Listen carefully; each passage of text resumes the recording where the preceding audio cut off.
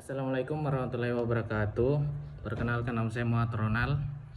Pertama-tama saya ucapkan terima kasih kepada Ibu Nita Snita SAK MEAK yang telah memberikan kesempatan kepada saya untuk mempresentasikan materi yang berjudul akuntansi pembiayaan.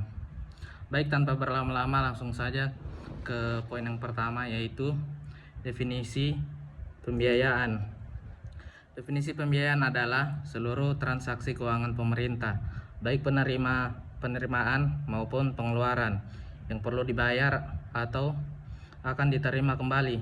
Tujuannya untuk menutup defisit atau memanfaatkan surplus anggaran, contohnya pinjaman daerah dan penyertaan modal.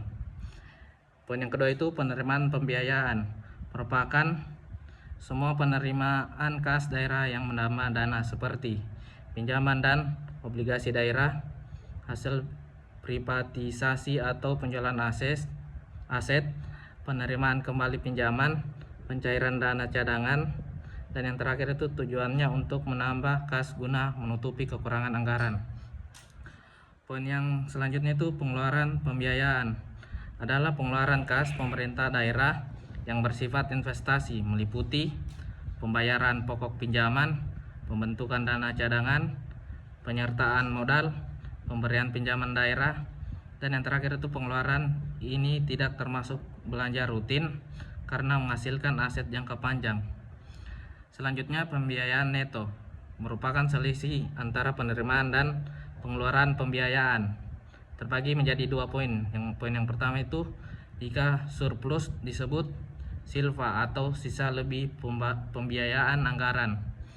Poin yang kedua itu jika defisit disebut sikva atau sisa kurang pembiayaan anggaran. Selanjutnya pembiayaan dana bergulir, dana yang diberikan kepada masyarakat dan akan ditarik kembali untuk digulirkan kepada kelompok lain, dicatat sebagai investasi jangka panjang non permanen, bukan sebagai belanja sosial. Baik, selanjutnya pengakuan pembiayaan. Penerimaan pembiayaan diakui pada saat diterima pada rekening kas umum negara atau daerah. Pengeluaran pembiayaan diakui pada saat dikeluarkan dari rekening kas umum negara atau daerah, dalam kurung atau PSAP nomor 2 paragraf 52 dan 56. Selanjutnya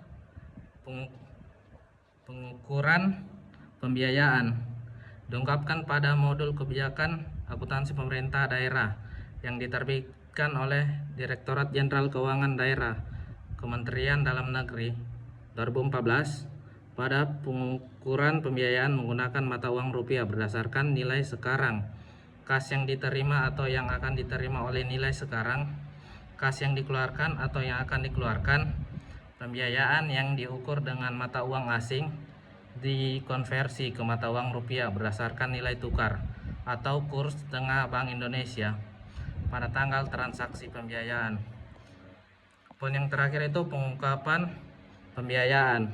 Pembiayaan disajikan berdasarkan jenis pembiayaan dalam laporan realisasi anggaran dan rincian lebih lanjut. Jenis pembiayaan disajikan dalam catatan atas laporan keuangan. Penjelasan mengenai sebab-sebab terjadinya perbedaan yang material antara anggaran dan realisasinya sangat dianjurkan untuk diungkapkan dalam catatan atas laporan keuangan. Baik, itu saja yang bisa saya sampaikan. Lebih dan kurangnya mohon dimaafkan. Saya kira dan ucapan wabillahi taufiq wa hidayah. Wassalamualaikum warahmatullahi wabarakatuh.